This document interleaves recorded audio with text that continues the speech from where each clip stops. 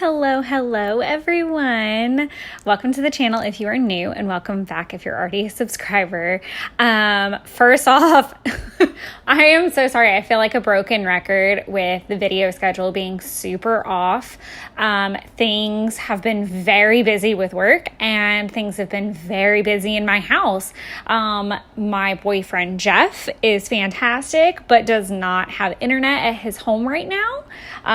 Living in the middle of nowhere, and the booster is busted, and is in the process of being replaced.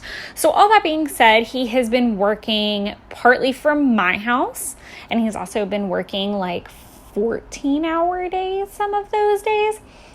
So I find it very rude if I'm like, hey, can you stop your 9,000 phone calls for work so that I can film a voiceover?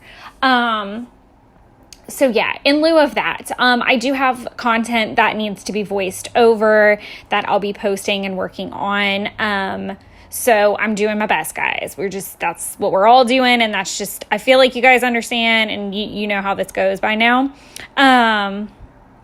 So yeah, but today's spread is super simple and super sweet. I just kind of wanted to give you guys some background as to why things are really off. It's not the fatigue. I'm doing fine.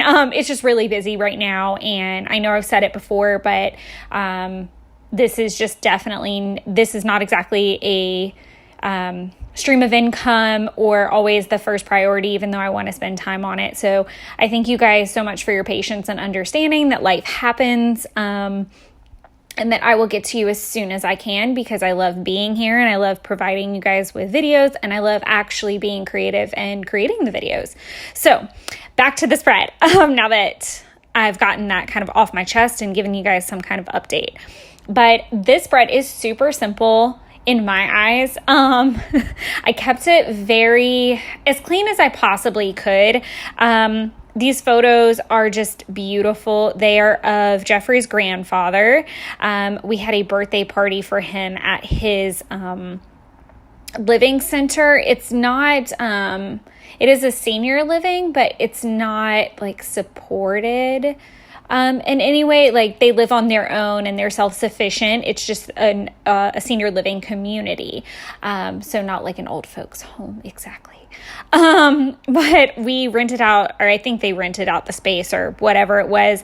And so we had it there, and it was really nice. He was so happy, and the photos I got were just fantastic of everyone throughout the day. It ended up that I've got basically 3 spreads worth of content just for that, for 12 by 12s. So I'm still working through those, and they'll all be relatively simple, purely based on the fact that they are boy photos, and I didn't want to get too crazy. I love how I say they're boy photos, but I've got all the florals and the butterflies are going to come in. But that's just my style, and that's definitely how I feel like his grandfather is as a person. He's very nature loving. He's very soft and comforting, and he is just an amazing human.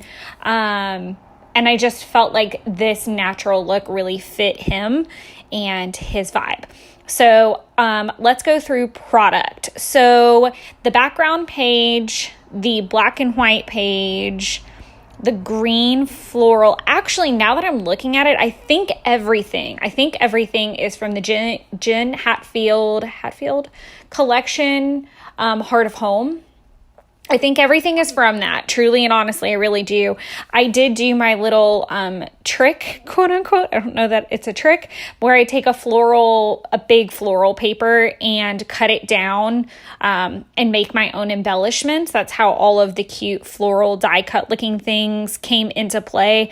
I find that is a really easy way to get cheap embellishments without stressing yourself out, because you can kind of just sit there and fussy cut and make yourself a really nice batch of die cuts that you can use time and time again. And it's a great way to use up pattern paper that can sometimes be a little intimidating.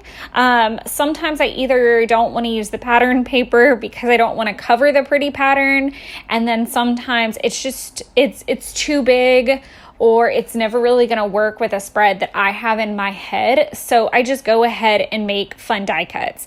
Plus, with a lot of 12 by 12 paper pads, what I do love is that you usually get two. So, one can become a giant die cut page and the other can be a nice pattern background for something later on.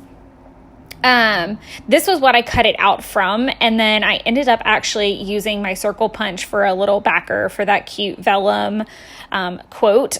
I did not add any stickers. You'll see me try to play with enamel dots towards the end.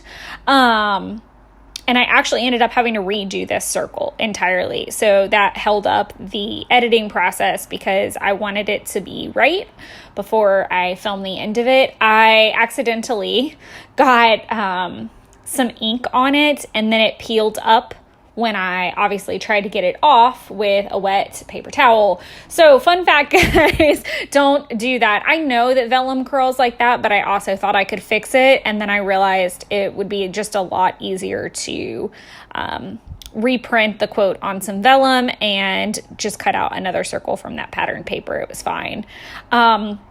One of my absolute favorite things about this spread, I think, are the butterflies, because I stamped with the Stays On black ink onto the vellum and then cut them out. And then I only glued the body of the butterfly so that I could pop up the wings. So it was very dimensional. I think I'm enjoying that more, is experimenting a little bit more at a time.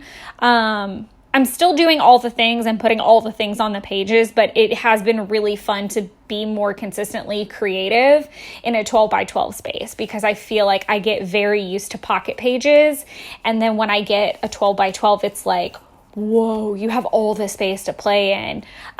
So it's kind of hard of how hard do you go? And I can tend to be a maximalist a little bit, where I want to put all the things on the page. So I was very proud at how pulled back I got. And it was kind of fun shooting this too, because Jeff was actually standing next to me working the whole time. And so in real time, he doesn't really get to see me create. During the pandemic, I worked on a lot of like Etsy books and things like that. So he's never really seen me like real-time scrapbook. So that was really fun. That's been a bonus of having him here a little bit more, is seeing his family memories documented and me working through them. I think it's just been fun for him to see.